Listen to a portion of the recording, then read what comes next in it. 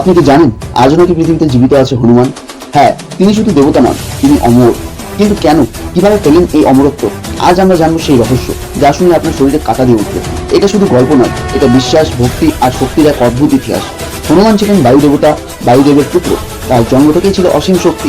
ছোটবেলায় তিনি সূর্যকে ফল ভেবে গিলে ফেলতে গিয়েছিলেন, কিন্তু একদিন ঋষি অভিশাপে তিনি নিজের শক্তি ভুলে যান, যতক্ষণ না কেউ তাকে স্মরণ করিয়ে দেয়। এই কারণেই তিনি সবসময় নম্র আর ভক্তিশীল ছিলেন।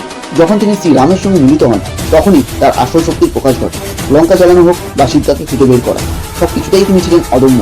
যুদ্ধ শেষে শ্রীরাম তাকে একটি অমূল্য বর দেন। তিনি বলেছিলেন, যতদিন আমার নাম এই পৃথিবীতে উচ্চারিত হবে, ততদিন তিনি বেঁচে থাকবে। এভাবেই হনুমান হয়ে উঠলেন অমর। অনেকেই বিশ্বাস করেন আজও নাকি তিনি পৃথিবীতে ঘুরে বেড়ান। বিশ্বাস করে যেখানে রাম নাম কীর্তন হয়। তাই বলা হয়, যেখানে ভক্তি আছে সেখানে আজও উপস্থিত আছেন হনুমান। ভিডিওটি ভালো লাগলে লাইক, শেয়ার এবং সাবস্ক্রাইব করতে ভুলবেন না, কারণ এমন রহস্যময় কাহিনী আমরা আরও নিয়ে আসবো। কমেন্টে অবশ্যই জয় শ্রীরাম, জয় হনুমান লিখে যাবেন।